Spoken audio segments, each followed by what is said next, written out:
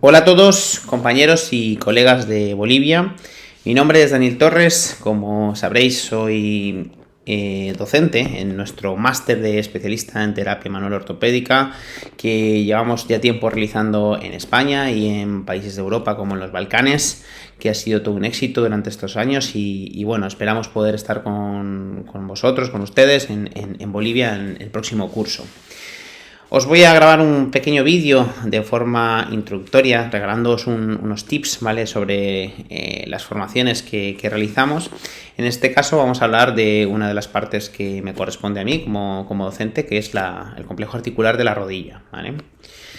Bien, complementario a lo que veréis o habréis visto sobre el tratamiento con terapia manual, que obviamente nuestro máster se centra sobre todo en la práctica, que es la mejor manera de aprender, para mí, de hecho, de la única manera de aprender este tipo de tratamientos, ya que online es muy difícil poder transmitir e incluso pues que podamos integrar cómo sería un tratamiento con terapia manual y otras ramas de la medicina para poder hacerlo correctamente en nuestras consultas.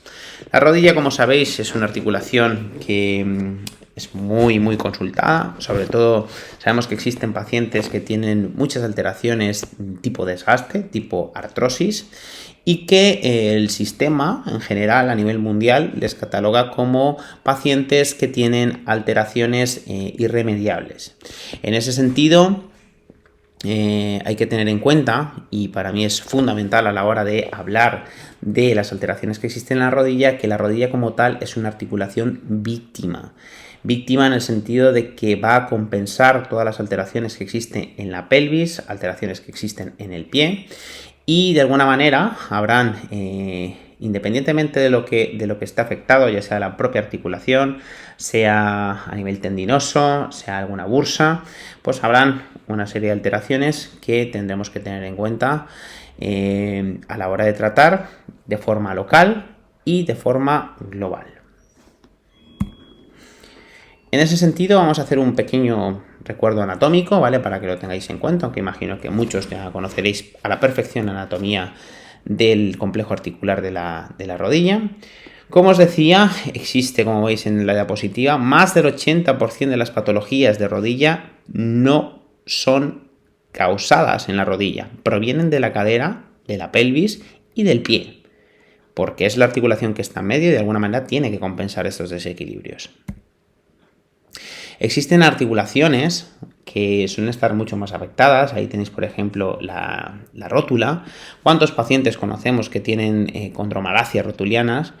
Porque existe una diferencia, un desbalance muscular, existe una compensación musculoesquelética y al final esa rótula, o bien porque sea por anatomía, por genética, esa rótula tiende a rozar en exceso en esa articulación y empieza a sufrir.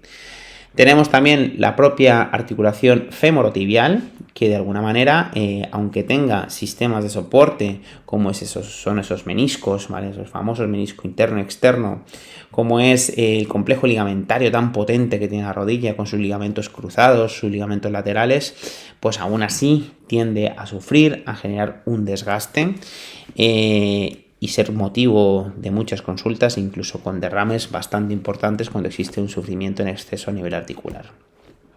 Tenemos una sinovial, una membrana que también va a generar muchas alteraciones capsulares de este tipo, en el sentido de que pues, cuando existe un sufrimiento de la articulación, esa cápsula tiene que sobreestirarse y vamos a encontrar muchísima patología.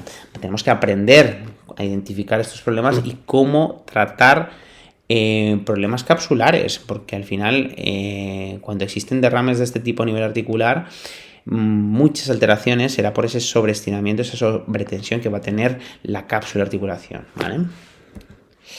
Por otro lado, como hemos dicho, también hay un complejo ligamentario muy importante. Es importante tener en cuenta pacientes que tienen hiperlaxitud ligamentosa, cómo van a tender a generar compensaciones, cómo van a también muchas veces a cambiar los ejes de trabajo de la propia rodilla, cómo podemos ayudarles a nivel de fisioterapia, qué factores bioquímicos tenemos que tener en cuenta en estos pacientes, factores hormonales, que es importante también, Y luego, obviamente, tratar las lesiones traumáticas. Las lesiones traumáticas porque son ligamentos, aparte de los cruzados famosos, los ligamentos laterales, sobre todo el interno, pero también el externo, que suelen sufrir de distensiones y es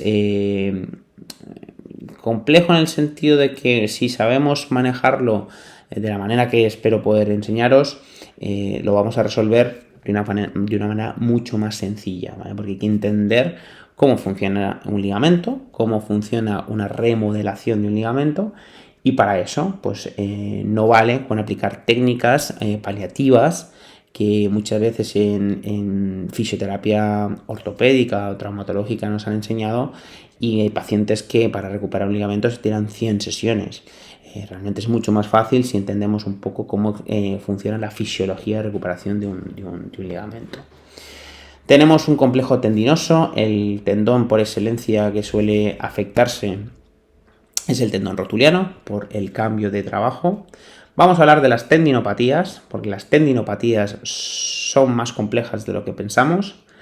Simplemente comentaros, por si alguno no lo tiene en cuenta, que esto es un tendón de vaina simple.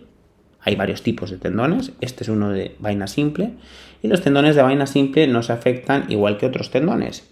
Son tendones que suelen sufrir como una degeneración, ¿vale? Una degeneración en el sentido de que pierde calidad de propiedades, pierde propiedades ese tendón y al final acaba degenerando.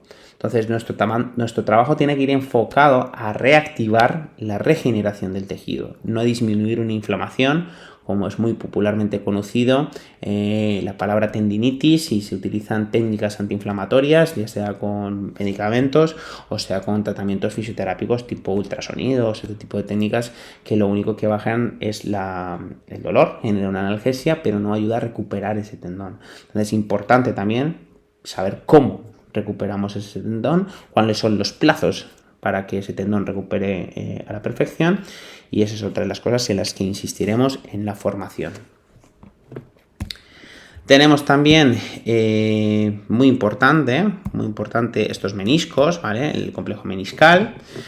Aprenderemos técnicas de liberación meniscal, porque muchas veces, aunque ese menisco esté roto, dependiendo del tipo de rotura, obviamente, podemos hacer técnicas de liberación meniscal que nos ayuden a paliar mucho con el dolor del paciente.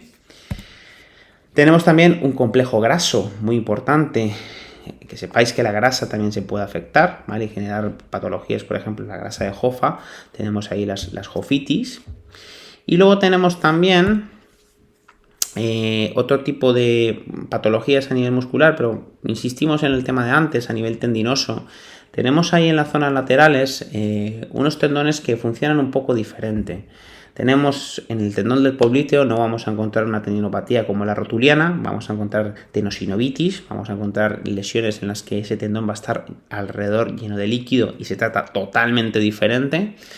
Tendremos problemas bursales, por ejemplo en la pata de ganso, en la mayoría de casos puede haber problemas en la bursa que nos encontramos debajo, que también se trata de una forma especial, problemas en la grasa, problemas a nivel de inervación a distancia, relacionado también con vísceras, y esto es muy importante y muy común, sobre todo en mujeres, ¿vale? Que suelen afectarle la parte interna de la rodilla.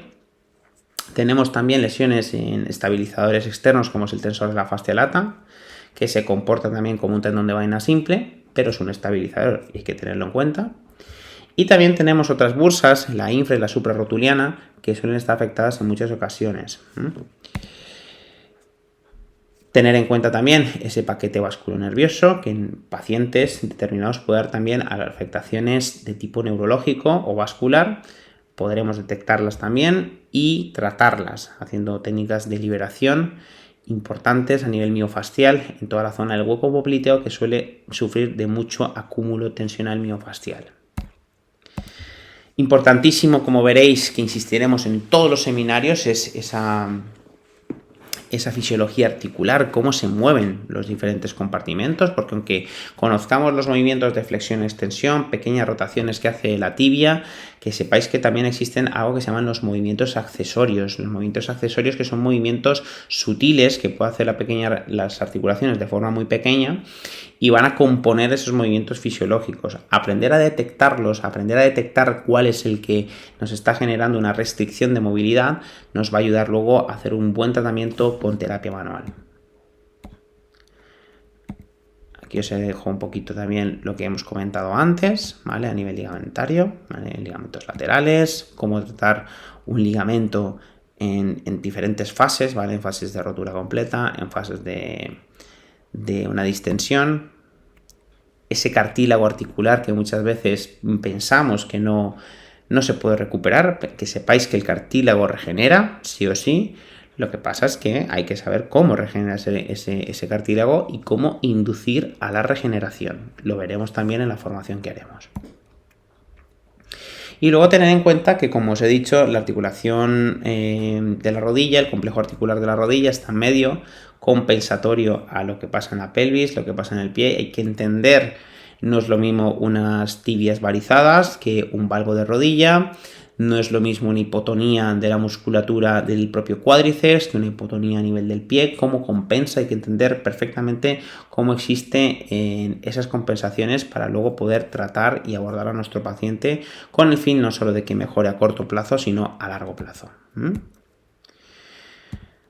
bien. Aquí os dejo también algunos truquitos, un pequeño tráiler, un pequeño adelanto, ¿vale? Un pequeño avance de lo que veremos a nivel de fisiología, de biomecánica, de cinemática, de cómo se comporta la musculatura, cuál es su función. Muy importante ese músculo gran olvidado, el músculo popliteo, un músculo que está, por algo la anatomía es como es, está de forma transversal en la parte posterior de la tibia y tiene una función muy importante para la rodilla, con lo cual es importante tenerlo en cuenta también. Músculos también que van a llegar a la rodilla muy importantes, ¿vale? Y que muchas veces están afectados, esas inserciones a nivel de los gemelos, afectaciones tendinosas también del bíceps femoral como tal, cómo trabajar una lesión muscular, cómo trabajar una lesión tendinosa, una tenosinovitis, una bursitis. Todo es completamente diferente.